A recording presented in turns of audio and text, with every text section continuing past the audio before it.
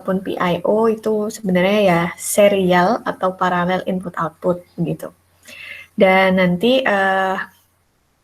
kita lihat bersama-sama ya ilustrasi dari hubungan antara memori dengan input dan output serta saluran kontrol. Itu kira-kira outline yang akan saya sampaikan pada kesempatan hari ini. Oh ya, saya juga minta tolong ya kalau saya terkeluar dari room, tolong dikabarin gitu. Suara saya masih terdengar jelas ya?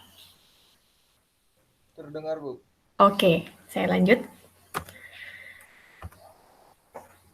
Sebelum kita berbicara tentang memori, tentang I/O begitu, dan kita akan berbicara terlebih dahulu tentang control unit. Nah, control unit di sini ya suatu sistem yang fungsinya untuk mengontrol aksi-aksi yang harus dilakukan berdasarkan data-data tertentu, gitu ya. Dan aksi-aksi ini tidak hanya timbul tiba-tiba begitu, tapi ada kalkulasi sebelum aksi-aksi ini akan dilakukan atau tidak. Nah, semua itu tentu diproses di dalam ALU. Dan ketika aksi-aksi ini dihitung, kemudian control unit akan mengirimkan data-data yang dianggap penting di ALU, dan ALU akan mendapatkan data tersebut untuk seterusnya meneruskan informasi yang harus dilakukan. Nah, sehingga setelah ada arahan ataupun signal ya, atau flag untuk melakukan suatu aksi tertentu tersebut, ALU bisa mengontrol, ALU bisa mengirimkan sinyal untuk mengontrol output apa yang harus dilakukan pada lokasi tertentu. Nah, di sini control unit ini tentu punya akses terhadap input-input apa saja sih yang bisa dikontrol. Dan control unit juga harusnya dapat menentukan apakah input-input ini kondisinya aktif atau sedang bekerja gitu. Sehingga control unit di sini fungsinya untuk men-tracking status dari particular input ataupun output. Nah, jadi control unit bermain dengan status ya, status dari input dan output tadi. Apakah dia sedang aktif atau sedang melakukan suatu aksi tertentu. Di sini control unit bisa berupa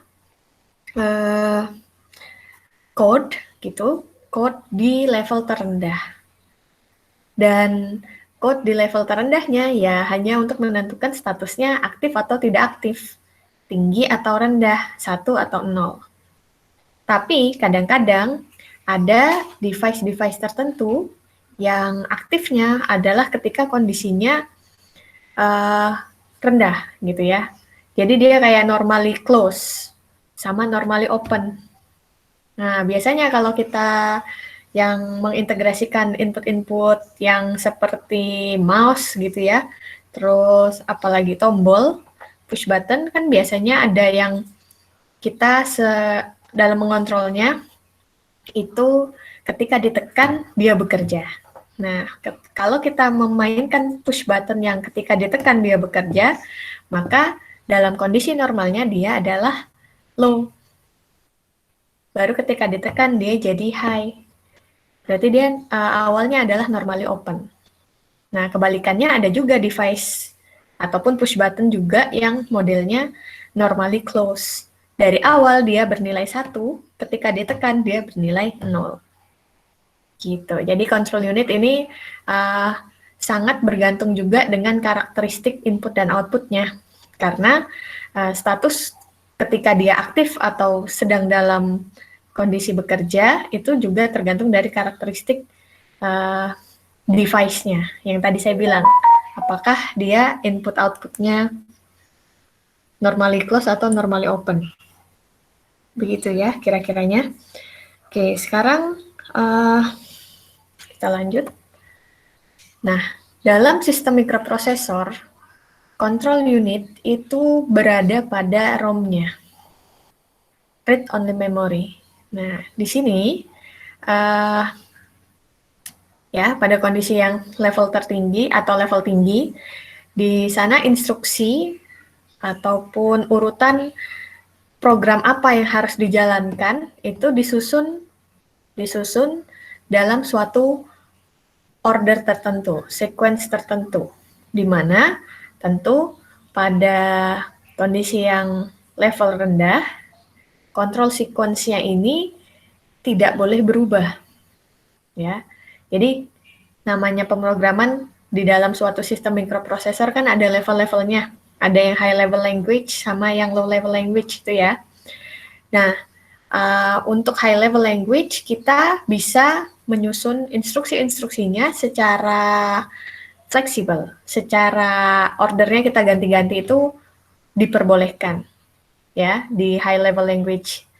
Namun ketika sistem mikroprosesor itu masuk di low levelnya, di pemrograman low levelnya, kontrol sequence-nya itu tentu sudah tetap, tidak akan berubah. Polanya untuk yang misalnya ya, yang kayak dari fetch terus sampai ke execution itu, pola itu yang tidak akan berubah. Tapi pemrograman apa yang dilakukan dari pola tersebut bisa dirubah. Nah, jadi untuk yang pemrograman dasarnya untuk mengontrol itu dia berada di low level, di mana kontrol sequence-nya tidak boleh berubah. Tapi kalau di high levelnya, di setelahnya low level ini, kita bebas untuk melakukan pemrograman yang memungkinkan. Nah, di sini control sequence ini disimpannya di read-only memory, di ROM.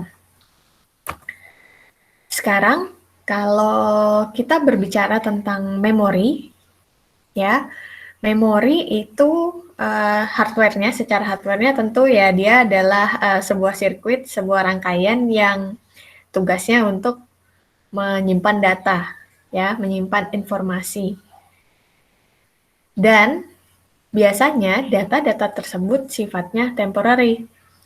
Temporary artinya tidak permanen. Nah, memori ini dapat menyimpan data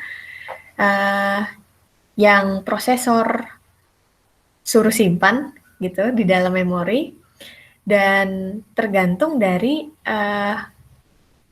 arahan dari prosesor, tergantung dari kontrol signal yang dikirim prosesor. Berapa lama data yang tersimpan di dalam memori itu harus stay di sana.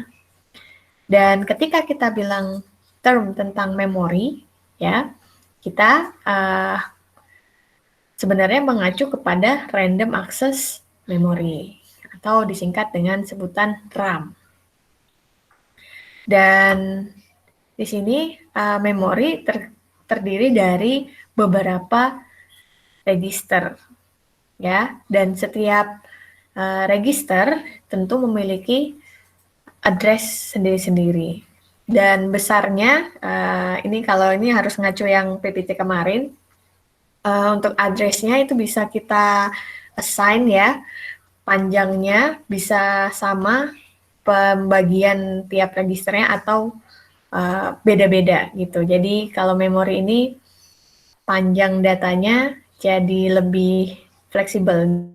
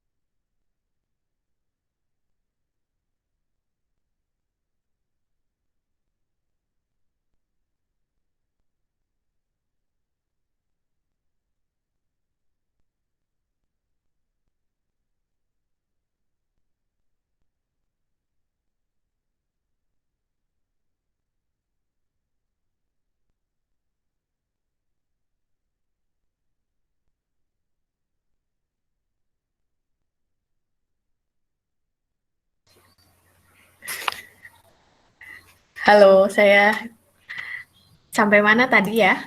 Sampai yang bagian slide memori, Bu. Oke, ini kah? Ini ya? Iya, Bu. Oke, sorry. Oke, saya ulang lagi ya. Mohon maaf sebelumnya. Oke, di sini kalau kita berbicara tentang memori, memori itu terdiri dari beberapa register, di mana register yang memiliki address-address tertentu. Nah, ketika kita memfungsikan memori ini, ya, tadi kan memori terdiri dari beberapa register dan punya address masing-masing. Memori ini punya harus bisa maksudnya memori itu ketika difungsikan dia bisa mengakses ataupun menyimpan data yang panjang atau yang besar tergantung kita mengalokasikan address-nya. Karena kemarin ya di PPT yang terdahulu kalau dilihat pembagian memori itu sangat bergantung dari address yang di-assign-kan. Entah itu misalnya ketika kita hanya assign address pertama untuk menyimpan value tertentu. Ya berarti sekian kapasitasnya. Namun ketika kita membagikan, kita sudah menginisialisasi bahwa address yang selanjutnya hingga 5 bit selanjutnya itu harus bisa menyimpan value tertentu lagi. Nah, sehingga kapasitas dari memori itu tentu bisa kita bagi-bagi dengan bebas, tergantung bagaimana pembagian address-nya tadi. Oke, dan di sini berbicara tentang memori, tadi kita berbicara tentang random access. Selain memori itu bisa menyimpan value besar ataupun kecil tergantung dari alokasi registernya, ada fungsi yang namanya random access di sana. Random access artinya ya bisa diakses secara cepat tanpa harus secara random ya, tanpa harus menunggu satu proses sebelumnya selesai terlebih dahulu. Nah, contohnya ada di mana sih random access? Ada di DVD atau CD. Di sini kalau kita lihat proses penyimpanan datanya kan dia pakai prosesnya ini diputar seperti itu, tapi sebenarnya untuk mengakses datanya kita tinggal gerak-gerakkan pin untuk membaca DVD ini. Berbeda dengan kaset tape. Di sini pita kasetnya kalau dilihat proses penyimpanan datanya harus berjalan secara sekuensial. Artinya apa? Ada susunan tertentu yang tidak boleh diubah-ubah dengan bebas oleh kita pengakses datanya. Ya, di sini kan kalau kita ingat, nggak tahu kalian pernah nggak mainan sama kaset tape? Ya, urut-urutannya ya seperti itu gitu, dari kiri ke kanan atau ketika dibalik di side B ya tetap dari kiri ke kanan. Dan di sana kalau kita bandingkan kaset tape ini yang tipe datanya sekuensial, aksesnya untuk mengakses data tersebut, dan kalau di DVD dia lebih random access. Nah, sehingga kalau kita kembalikan lagi ke sistem mikroprosesor, di memori biasanya ya kita ya kalau menyimpan data di DVD ataupun CD ya bentukannya yang pakai disk seperti ini karena bisa memiliki fungsi random access. Nah, ketika kita berbicara dengan memori tadi ada hubungannya dengan kapasitas penyimpanan. Ya, memori adalah sebuah tempat yang dapat menyimpan data secara temporer, secara tidak permanen gitu ya, dan dapat berinteraksi dengan mudah dengan prosesornya. Dan memori ini sifatnya adalah dapat berkembang, gimana ya, volatile itu bisa berubah dengan cepat. Nah, jadi ya memori harusnya memiliki akses yang dapat mengakomodasi data baik besar ataupun kecil tadi. Di mana, nah, untuk menjalankan fungsinya, memori itu memerlukan daya. Jadi, tanpa adanya daya, catu daya, tentu data itu tidak dapat diakses. Nah, untuk data-data yang harus di-treat dengan lama, harus disimpan dengan lama begitu, tentu kita bisa lihat aplikasi nyatanya ada di hard disk, ada di floppy disk, CD, ya. Jadi dia hanya terhubung di daya ketika, maksudnya ketika kita ingin menyimpannya, tentu hard disk, floppy disk, CD itu harus bisa masuk ke dalam sistem mikroprosesornya, baru deh kita bisa write ataupun read data. Tapi setelah itu ya datanya kalau sudah keluar dari sistem mikroprosesornya ya datanya ada, tetap bisa, tapi tidak diakses ya karena tidak ada kontrol, tidak ada maksudnya komunikasi antara output itu dengan sistem mikroprosesornya. Nah, di sini kalau ngomongin tentang gimana sih memori bisa nyimpen data secara panjang, maksudnya secara lama atau enggak, itu sangat bergantung dari teknologi penyimpanan ini ya. Jadi di sana kita bermain dengan material dan dengan itu tadi pemrosesannya ingin sekuensial atau random access. Nah, selanjutnya untuk tipe-tipe memori yang tersedia adalah RAM dan ROM. RAM tadi random access memory, bisa read, bisa write. Dan RAM ini adalah penyimpanan yang datanya sangat bergantung dengan ketersediaan daya, ketersediaan catu daya. Jadi selama daya dari komputer tersebut terhubung, maka storage-nya bisa digunakan untuk read ataupun write. Dan RAM ada dua, ada static RAM, ada dynamic RAM. Nah, berbeda dengan ROM, yaitu read-only memory, berarti dia tidak bisa write di sana. Di sini, tipe penyimpanan datanya itu non-volatile. Jadi apa? Jadi, dia tidak bebas untuk read ataupun write tadi ya, hanya cuma bisa read doang. Ada beberapa macam ROM, ada PROM, EEPROM, dan EEPROM. Nah, bedanya EEPROM dan EEPROM di sini, mereka bisa dihapus data-datanya ya, erasable, programmable ROM. Kalau yang sini, electronically erasable, programmable ROM. Jadi dua ini bedanya itu. Jadi di sini walaupun tipe datanya itu, maksudnya memori ini hanya bisa read, tapi data-datanya itu bisa dihapus, ya, bisa diupdate gitu oleh usernya. Nah, EEPROM ini memerlukan physical removal from computer. Berarti apa? Untuk bisa menghapus ataupun ya, untuk bisa menghapus kita harus lepas pasang itu ROM-nya. Berbeda kalau EEPROM.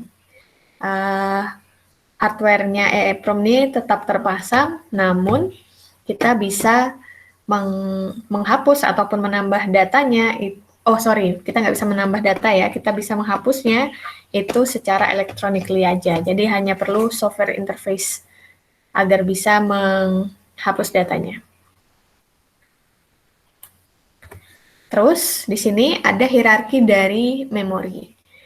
Tergantung dari apa? Tergantung dari kecepatan transfer datanya. Yang paling cepat apa? Yang paling cepat adalah register yang berada dalam memori tadi. Terus yang yang tercepat register, yang kedua, urutan keduanya adalah cache memory, yang ketiga baru main memory. Nah, komputer user ini perlu banyak memori untuk bisa menjalankan fungsi-fungsi yang mereka inginkan dengan cepat tentunya. Tapi kalau bisa, harganya jangan mahal-mahal. Nah, untuk bisa memiliki register ya yang punya kemampuan yang sangat cepat itu biasanya mahal.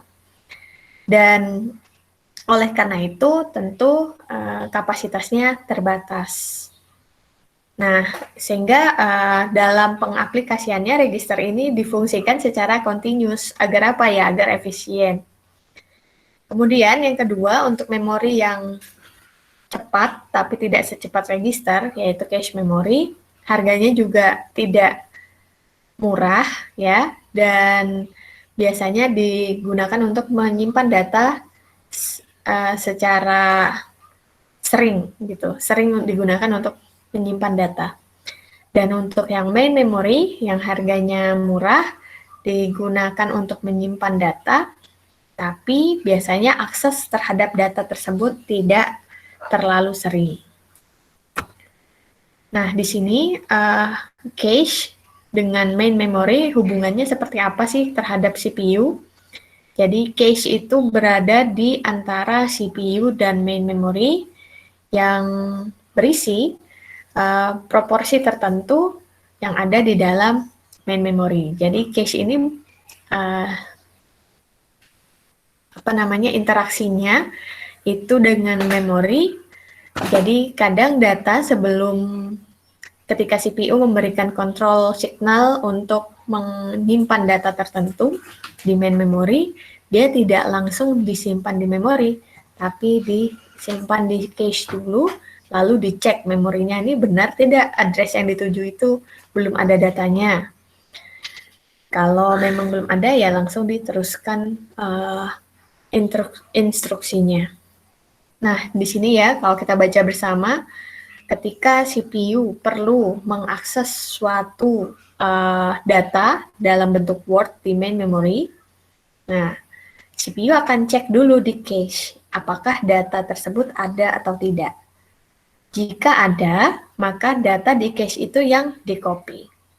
Namun, jika tidak ada, maka aksesnya akan langsung dari memori di-copy ke cache dulu. Nah, cache ini sebagai perantaranya ya, antara CPU dengan main memory. Dan untuk bisa mengkoneksikan CPU dan memori, kita tahu bahwa kita harus melalui 3 bus. Data bus, address bus, sama control bus. Dan ya, data bus ya untuk mentransfer data-data dari CPU ke memori. Kemudian kalau address bus untuk bisa mengakses address yang ada di memori untuk bisa diolah oleh CPU, dan control bus komunikasi antara CPU dan memori. Nah, di sini lagi-lagi ya kita sama-sama mengingat bahwa CPU dan memori sebenarnya adalah device elektronik. Namun kalau untuk I/O device dia bisa jadi bukan device elektronik, tapi bisa jadi device yang elektromechanical, device yang magnetic, atau optical device, macam-macam secara hardware-nya. Dan I/O device di sini bekerjanya lambat dan nggak bisa langsung dikoneksikan dengan proses mikroprosesornya gitu, bila tanpa koneksi dengan busnya. Dan I/O device ini terhubung dengan sebuah I/O controller yang menjadi perantara untuk komunikasi dengan CPU-nya. Ya, jadi CPU untuk bisa mengakses I/O device ini yang beragam hardware-nya itu memerlukan I/O controller. Ya. Dan I/O controller ini kalau kita lihat ya seperti apa sih namanya itu? Kayak diinstal dulu lah. Nah, jadi ada interface di sana. Dan I/O controller dapat dihubungkan secara serial atau paralel. Nah, kalau secara serial, controllernya dia mampu mentransfer 1 bit data saja. Tapi ketika controllernya bersifat yang koneksi paralel, maka dia dapat mentransfer beberapa bit dalam satu waktu. Ya, jadi kalau serial itu datanya harus satu-satu sesuai sequence tertentu, kalau paralel ya bisa berbarengan dalam satu waktu. Nah, sekarang untuk controllernya ada dua macam, tunggu, satu, dua, ada tiga ya, ada 3 macam controller yang dapat mengkomunikasikan I/O device ke CPU. Suara saya masih terdengar ya? Masih, Bu. Oke, masih, terima kasih. Nah, sekarang kita masuk ke controllernya ya, ada 3. Nah, yang pertama adalah SCSI controller, Small Computer System Interface. Di sana koneksi dari I/O device-nya itu secara paralel, tapi di sini sequence ya, ini urut-urutannya. Namun untuk komunikasinya sebenarnya dia secara paralel dengan jumlah wire, jumlah busnya itu antara 8, 16, sampai 32. Nah, SCSI controller ini bekerja dengan adanya termination. Jadi, semua integrasi dari I/O device ini tentu perlu satu flag gitu, flag untuk termination-nya, apakah dia tetap dikoneksikan atau tidak. Dan pada SCSI controller, setiap device itu harus memiliki address yang unik. Jadi tidak boleh sama antara address-nya disk dengan CD-ROM, dengan scanner, dan dengan tape. Dan di sini kalau kita lihat dari ilustrasinya, terlihat dari ID-nya yang berbeda-beda ya, masing-masingnya. Selanjutnya, kalau ini adalah controller yang modelnya Firewire. Di sini kalau dilihat sistemnya itu secara serial dengan transfer data beberapa megabyte per second ini, 50 megabyte per second, dan dapat dikoneksikan dengan 63 device dengan daisy chain atau tree connection. Daisy chain itu yang tadi, yang urut-urutannya ya, mirip sama serial di sini. Tapi yang berbeda adalah di sini termination terhubung di urutan device terakhir, gitu. Terus kalau ada yang di sini, dia bisa daisy chain, bisa kalau daisy chain seperti yang tadi urut-urutannya ya, 1 ketemu 2, 2 ketemu 3, 3 ketemu 4, 4 ketemu 5, ya kan? Dan tapi bisa juga ada tree connection, sehingga percabangannya tidak hanya segaris gitu, dari 1 ke 2, 2 ke 3, 3 ke 4 seperti hubungan serial, tapi bisa ada percabangan lain. Jadi kayak pohon ya, tree connection. Nah, di sini untuk Firewire control dia tidak perlu termination. Dia tidak perlu flag untuk menentukan apakah dia terhubung atau tidak. Jadi ini koneksinya adalah semua terhubung dengan controller. Lalu yang ketiga adalah controller yang sifatnya Universal Serial Interface atau Universal Serial Bus Controller. Nah, di sini ini tipenya adalah serial ya, serial controller. Tapi kalau dilihat koneksinya, dia mirip dengan tree tadi ya, percabangan. Nggak serial yang secara seri dalam satu loop tertutup, berbeda lagi ya ini ngomongnya, bukan kayak hukum Ohm di sana atau hukum Kirchhoff. Nah, di sini kalau USB controller dia transfer datanya bisa 1,5 megabyte per second.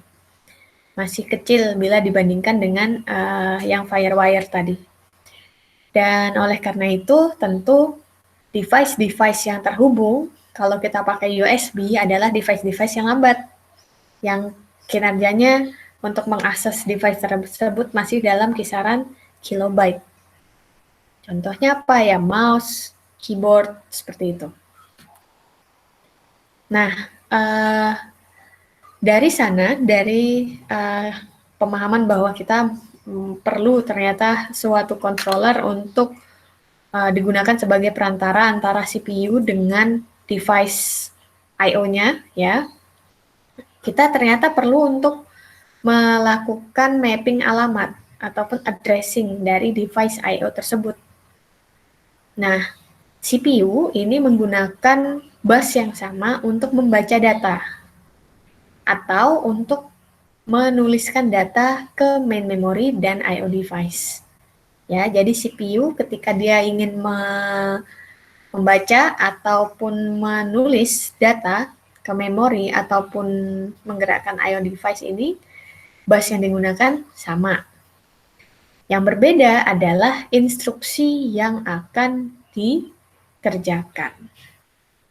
Nah, kalau kita ngomongin memori, maka yang ditransfer itu adalah datanya, data yang dalam bentuk board tadi.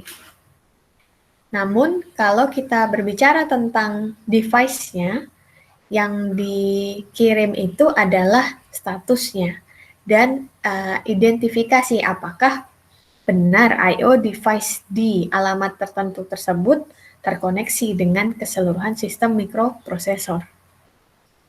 Nah, sehingga data transfer tadi berjalannya beriringan gitu ya. Untuk ke memori itu dia mengakses datanya, tapi untuk I/O itu mengakses apakah benar I/O tersebut terkoneksi dan bagaimana status dari device tersebut. Nah, ada dua cara untuk melakukan addressing dari I/O device. Cara pertama adalah isolated I/O. Jadi I/O-nya ini terisolasi dari CPU atau memory map I/O. Nah, untuk isolated I/O addressing di sini kalau dilihat instruksi dari memori dan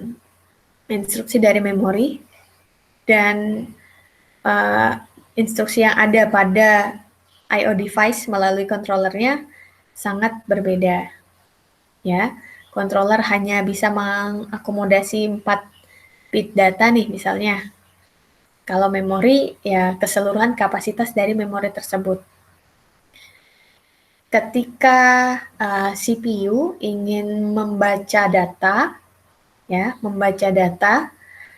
nih misalnya ada komen read 05 dapat digunakan untuk membaca dari memori, dengan word 05. Kemudian ada komen input 05. Yang harus dibaca dari I/O device 05. Nah, di sini jadi data yang dikirim ini bentuknya Word ke CPU. Kalau data yang di sini bentuknya adalah status apakah input 05 ini berada di alamat mana yang di I/O controller lalu dikirimkan ke CPU. Dan ternyata walaupun sama-sama read, maksudnya ini address-nya 05 ya, sama-sama 05, bisa jadi data yang dikirim ke CPU itu berbeda.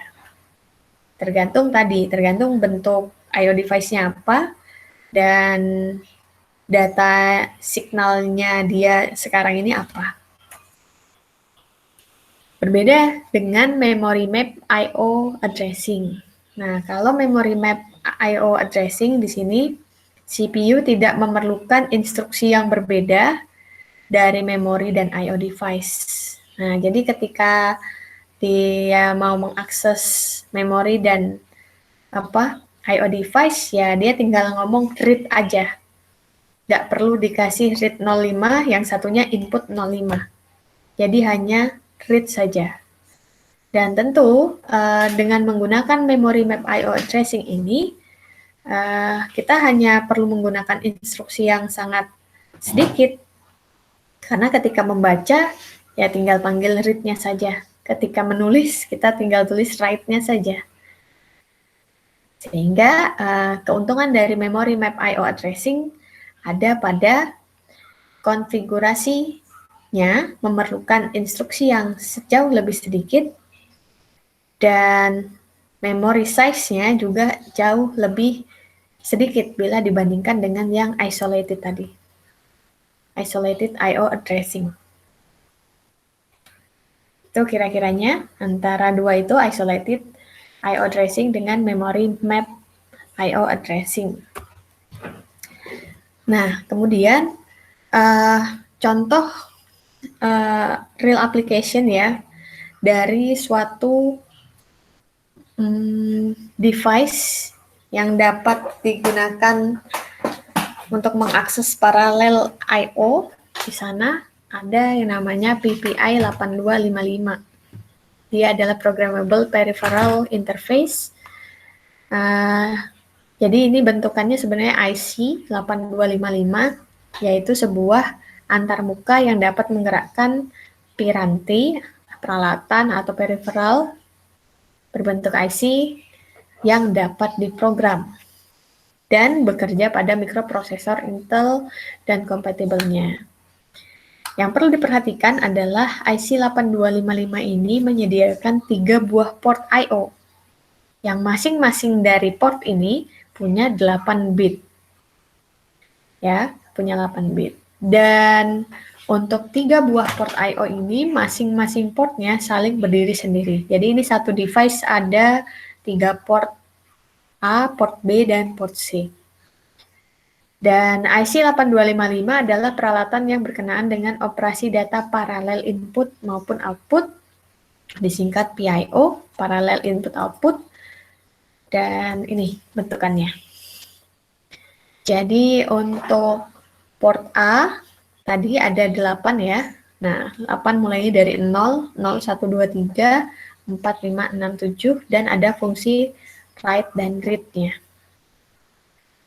Dan ini port A terdiri dari 8 bit input atau output, sehingga apa? PA0 sampai PA7 ini bisa difungsikan menjadi input atau output. Dan bagian input disediakan untuk menahan data, latching data, sedangkan bagian output digunakan untuk juga menahan data dan buffer data. Yang berarti output dapat langsung menjalankan rangkaian luarnya. Dan ada kondisi write dan read untuk mengirimkan dan membaca data. Nah, itu untuk port A. Jadi satu paket 8255 ini tadi terdiri dari 3 port A, port B, dan port C. Nah, port A sendiri ada 8 bit I/O yang bisa digunakan dan ada fungsi read ataupun write. Lalu untuk port B itu ada di sini. Oh, sorry. Ini ya. 0, 1, 2, 3, 4, 5, 6, 7. Dan port B ini juga terdiri dari 8 bit I/O dan sebuah input buffer data 8 bit. Unit I/O disediakan untuk menahan dan buffer data. Jadi untuk fungsi dia serupa dengan port A, tapi tanpa write dan read. Untuk port C sekarang, kalau port C itu ada di sini, ya, 0, 1, 2, 3, 4-nya di sini, 4, 5, 6, 7. Nah, kalau port C juga sama, dia terdiri dari 8 bit data dan satu bagian input 8 bit. Fungsinya serupa untuk bagian yang dari PC0 sampai PC7. Nah, namun yang berbeda di sini ada untuk mengerjakan fungsi-fungsi tertentu di port C ini, ada dua mode 1 dan mode 2. Port C dibagi atas dua bagian yang masing-masing memiliki lebar 4 bit, dioperasikan port A, dan B dikhususkan sebagai sinyal kontrol output atau sinyal status input. Jadi, port C itu ada 8. Ya. Kalau tadi port A dan port B, itu semuanya difungsikan sebagai I/O, keseluruhan 8 bit itu. Port A juga, dari PA0 sampai PA7 semuanya bisa jadi I/O. Kalau di port C, dia 4 bit pertama untuk port A, 4 bit kedua untuk port B. Di mana untuk port A bisa difungsikan sebagai maksudnya sinyal kontrol gitu ya, untuk yang terhubung dengan port A, dan yang B-nya itu terhubung dengan status dari input. Nanti kita lihat di sini ya. Jadi di sini ada sinyal kontrol dalam bentuk word, atau ini dalam bentuk nyatanya adalah byte ya, kilobyte, megabyte, seperti itu, yang harus diakses oleh D0 sampai D7 ini. Jadi ini panjang datanya. Nah, kontrol grup B dan kontrol grup A. Jadi tadi port C itu 8 bit, tapi 4 bit untuk port A, 4 bit untuk port B. Dan sehingga sinyal kontrolnya juga kebagi dua. Yang satu untuk port A, satunya untuk port B. Nah, di sini kalau lihat ya, low order 4 bit, yang 4 bit pertama itu difungsikan untuk kontrol grup B. Dia mengakses data dari D0, D1, D2. Kalau untuk yang high order 4 bit dari port C, itu disebut kontrol grup A, yang tadi kontrol grup B ya, yang ini kontrol grup A, dan dia mengakses D3, D4, D5, D6, sampai D7. Nah, di sini ada beberapa kondisi, ya. Port C itu difungsikan sebagai input bila statusnya adalah 1. Tapi dia difungsikan sebagai output bila statusnya adalah 0. Demikian pula untuk yang port B-nya, dan ada kondisi pemilihan, ingin mode 0 atau mode 1. Begitu juga untuk yang kontrol grup A, 1 sebagai input, 0 sebagai output. Namun yang di sini berbeda adalah modenya ada 3. Modenya 0, 1, atau 2. Yang bisa direpresentasikan dari ini ya, nilai 00 untuk mode 0, 01 untuk mode 1, dan 1X untuk mode 2. Dan ada ini untuk D7, dia memberikan flag. Dia di-enable atau tidak, digunakan atau tidak. Nah, itu tergantung dari flag ini. Suara saya masih terdengar? Masih, Bu. Oke, terima kasih. Nah, ini tadi, modenya ada 3 ya, mode 0, 1, 2. Nah, untuk mode 0, 1, 2 tadi kita sama-sama tahu 8255 ada port A, port B, port C. A dan B bisa jadi I/O full, sedangkan C itu terbagi 2, setengah bit yang rendahnya, maksudnya 4 bit pertama yang untuk low order itu untuk port B, yang untuk high order untuk port A, situ. Dan di sini ya, apa sih perbedaan dari mode 0, mode 1, dan mode 2? Nah, untuk mode 0, ini bisa difungsikan sebagai basic input output. Basic input output apa? Ya, ketika CPU ingin mengkoneksikan I/O device-nya, ya dia langsung melihat I/O device ini sebagai input ataupun output, bukan sebagai kontrol signalnya. Jadi memang langsung dikerjakan gitu I/O device-nya, langsung di on-kan atau di off-kan, seperti itu. Jadi untuk mode 0, port A, port B, dan port C bekerja sebagai basic input dan output. Bisa dikoneksikan dengan mouse atau kalau input ya, atau langsung ke display misalnya kalau dia dikoneksikan sebagai output. Di sini ketika modenya 0 tidak perlu sinyal handshake. Maksudnya apa? Ya data itu langsung ditulis aja atau dibaca dari port yang bersangkutan. Directly connected gitu, directly disconnect ke I/O device-nya. Dan fungsi dasar dari 8255 ketika modenya 0 adalah nih port A dan port B yang masing-masing banyaknya adalah 8 bit gitu ya portnya. Dan untuk port C yang setengah dari total port C, yaitu hanya 4 bit, semuanya digunakan bisa sebagai input atau output. Kemudian output ditahan, output dapat ditahan, input tidak ditahan, dan ada bisa 16 konfigurasi input dan output pada mode ini. Nah, dilihat dari control word-nya tadi, yang D0, D0, D1, D2 itu. Oke, terus, nah, ini. Kalau dilihat dari kondisi D0, D1-nya, sampai D7, untuk masing-masing port A dan B, input control signal definition in mode, ini kalau ini mode 1 ya. Ini mode 1, sorry ya, berarti kita lanjut aja. Nah ini mode 1. Tunggu, kalau mode 0 tadi ya, langsung aja jadi I/O device, makanya ini simbolnya seperti ini. Untuk mode 1, A, B, dan C, A dan B-nya tetap menjadi I/O seperti mode 0, namun untuk port C-nya dia hanya sebagai kontrol signal.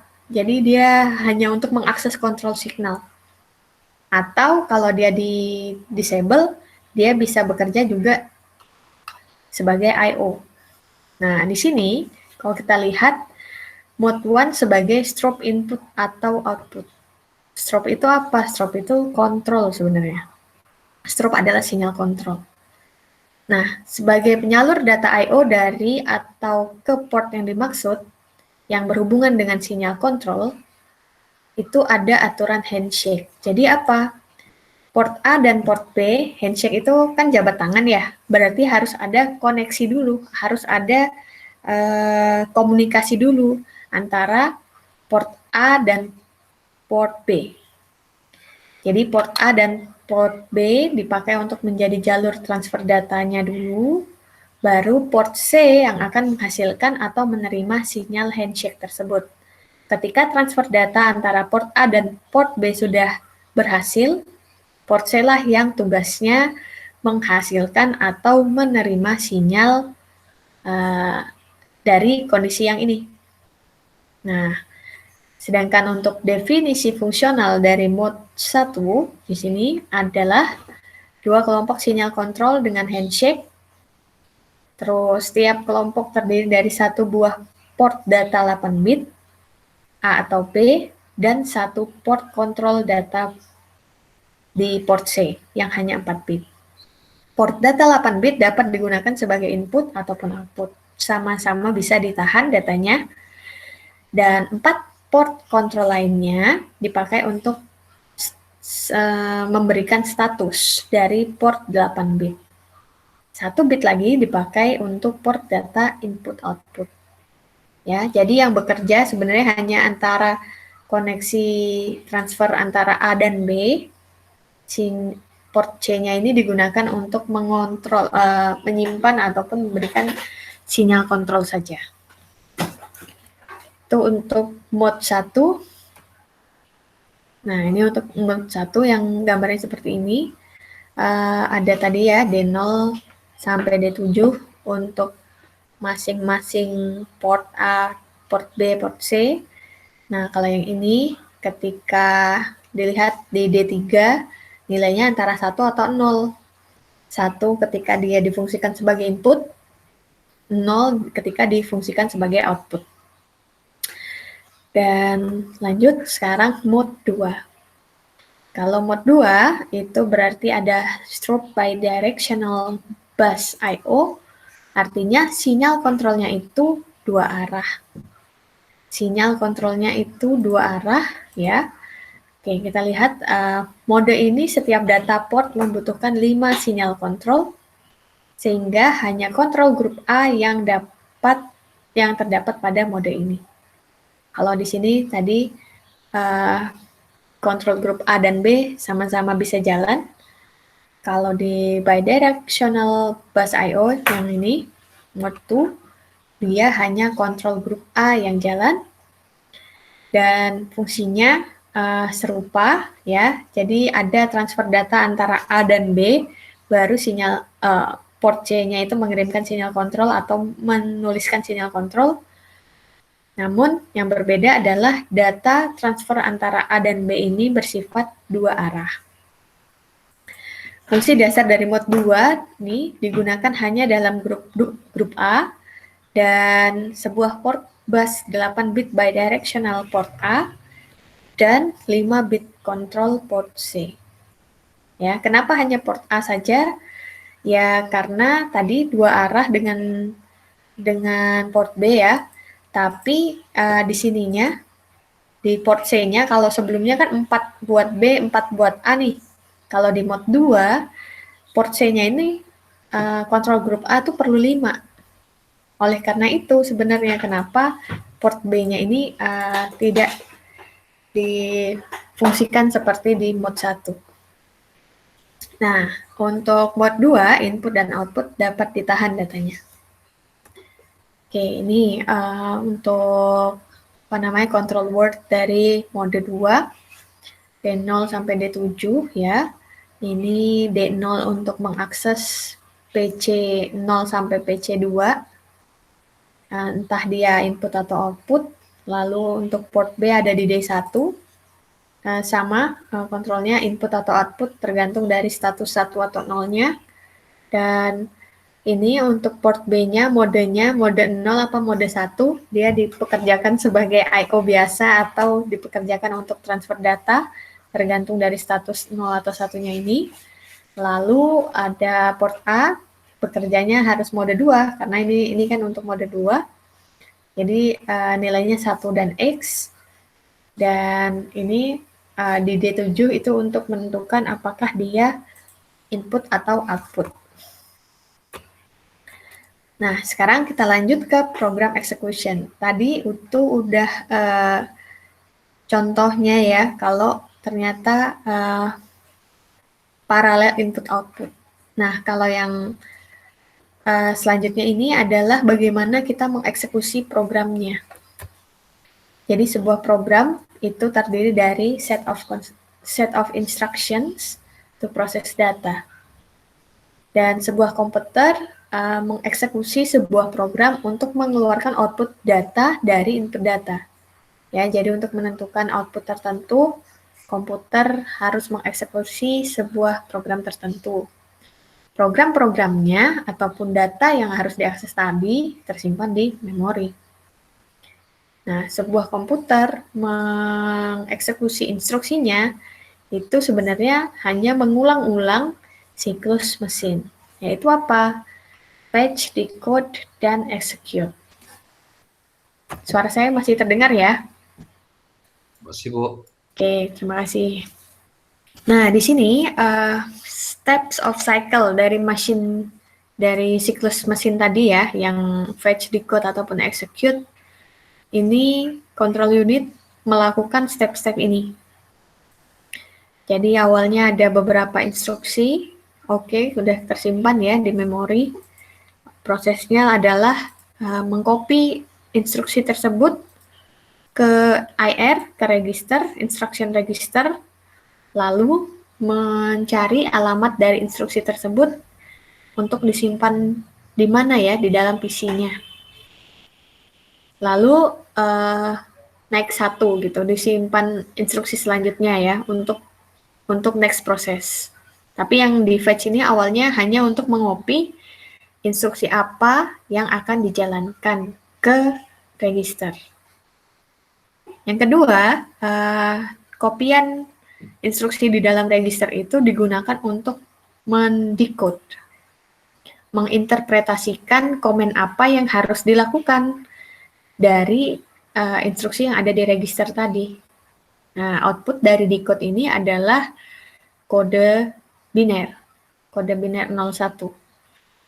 Nah, kode binernya itu yang dikirim untuk di-execute. Nah, jadi execute ini fungsi yang dijalankan untuk mengirimkan order kepada komponen di CPU. Jadi 01 itu yang di-execute untuk menggerakkan hardware sebenarnya. Ini execute hubungannya sama I/O device. Dan selanjutnya ya kita cek instruksi selanjutnya apa yang harus disimpan ke instruction register, lalu diinterpretasikan, lalu dikirimkan sinyal 01 tadi. Terus berulang hingga keseluruhan instruksi sudah selesai. Baru siklus mesinnya bisa berhenti. Ya. Jadi bukan hanya satu aliran saja selesai, tapi sampai urutan instruksi yang sudah antri di sini selesai. Baru siklus mesinnya berhenti. Dan ini caranya ya, ilustrasinya maksud saya. Ketika memori ini, ketika CPU akan mengakses memori dan disimpan di dalam instruction register tadi kan, untuk menjalankan proses fetch, decode, dan execute.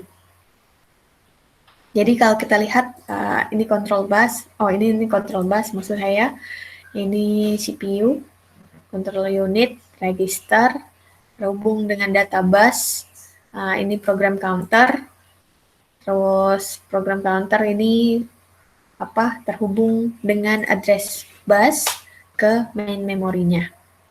Dan main memory sudah harus punya unique address.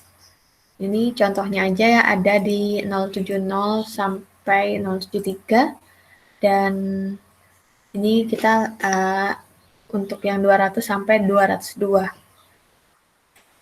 Nah, kita ceritanya nih mau jalankan suatu proses penambahan gitu. Ada input 1, input 2, ditambahkan, ada hasilnya. Dan ada di memori tertentu, di yang address 200 sampai 202 ini, nilainya, suatu nilai sudah, nilainya 14 positif dan minus 10. Nah, kemudian gimana mikroprosesor ini bekerjanya? Nah, kita lihat sekarang. Di program counter di sini, dia ada sudah instruksi yang harus dijalankan, sudah tersimpan. 070. 070 ini yang harus, address yang harus dia baca oleh program counter. Nah, ketika instruksi pertama, ya, 070 tadi kan harus dibaca nih. Nih ya, 070. Di dalam PC, dia harus mengakses address 070. Dilihat sekarang di main memory. Di memori 070, apa instruksi yang ada di sana? Dan di mana dia harus menyimpannya, instruksi tersebut ketika ingin dijalankan. Kalau kita lihat sama-sama, 070 isinya adalah load 200 R1. Artinya apa? Load nilai yang ada di memori dengan alamat 200 dan selanjutnya disimpan di register 1. Nah, sehingga yang dilakukan ya seperti itu, dilihat load 200. Nah, address 200 itu ada apa? Ada angka 14. Disimpan di mana? Disimpan di R1. Sehingga next-nya adalah seperti ini. Bahwa load 200-nya tadi udah dilakukan, disimpan di R1.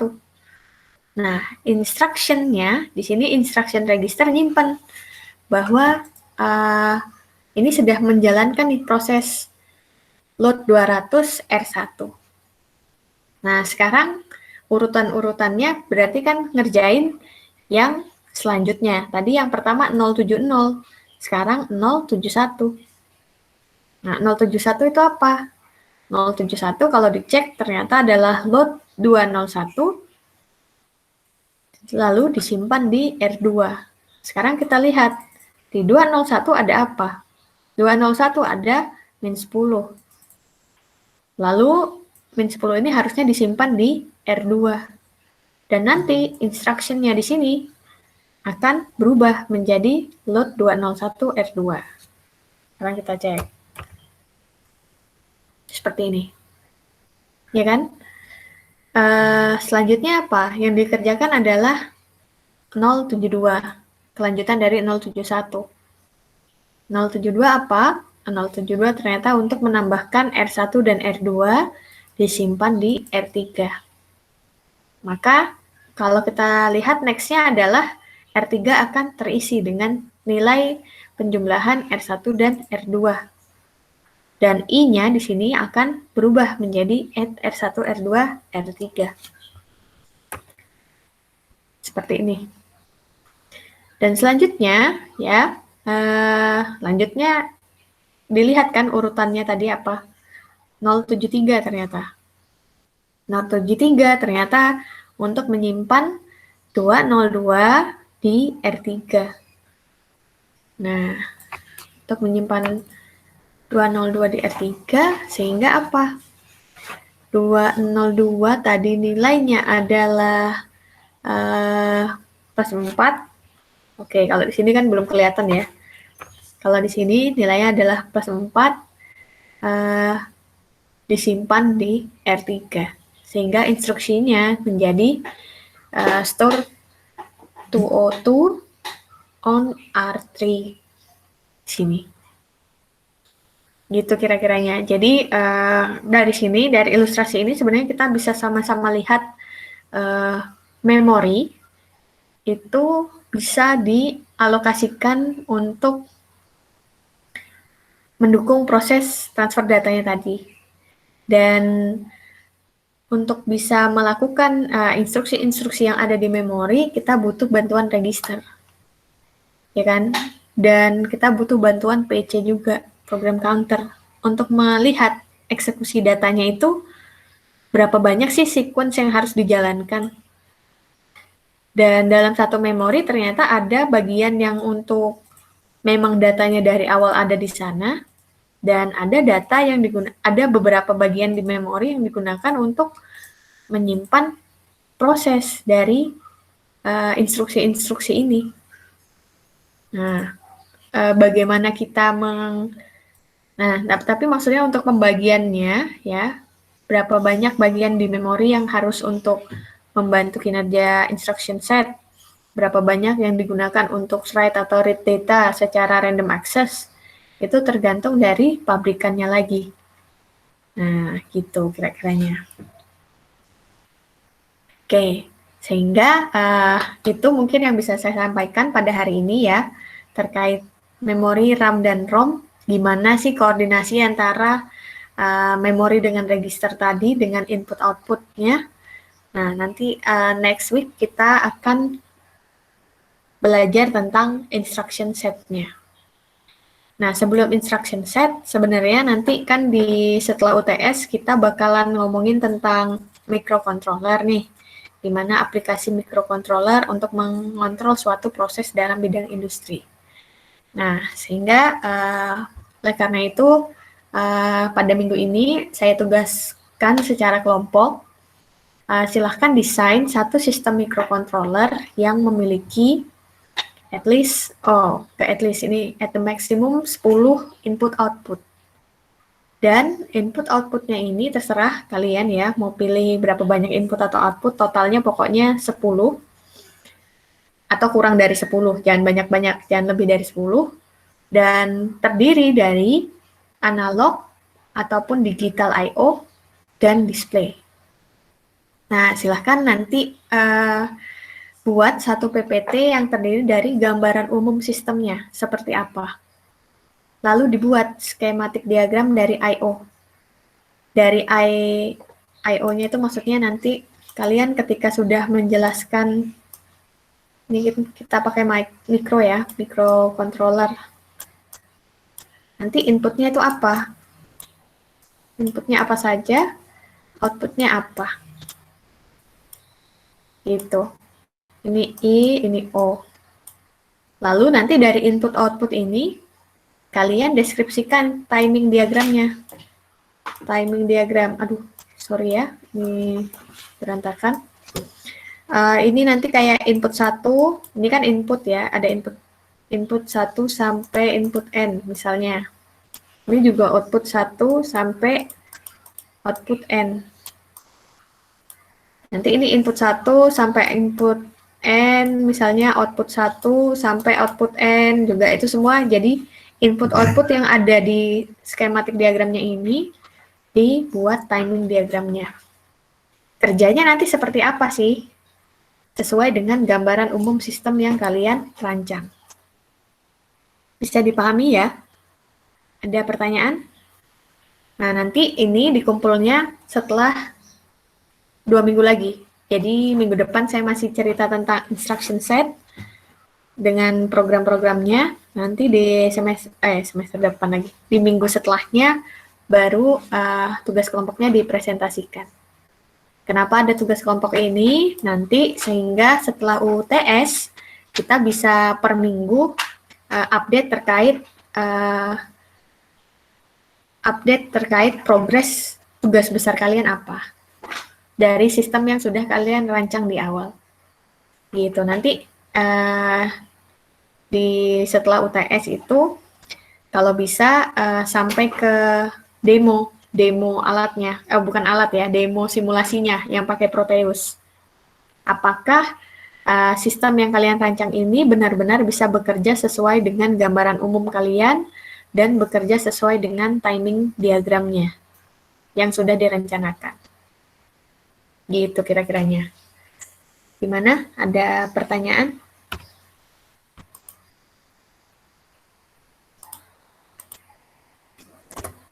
Terdengarkah suara saya? Apa jangan-jangan tidak terdengar dari tadi? Terdengar, Bu. Oke. Gimana? Bisa dipahami kah tugasnya? Bisa, Bu.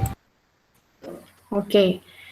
Dan oh ya, kemarin saya sudah sempat diskusi sama Pak Himawan ya terkait UAS gitu. Apakah mau UAS-nya dari hasil tugas besar saja, jadi nggak usah UAS lagi, tapi UTS-nya nanti memang perlu gitu, karena kan di awal ini ngomongin teori aja gitu. Gimana dari kalian, mau UTS dengan UAS dan tugas besar, atau mau UTS saja, terus tugas besar dihitung sebagai UAS? Saya kembalikan lagi.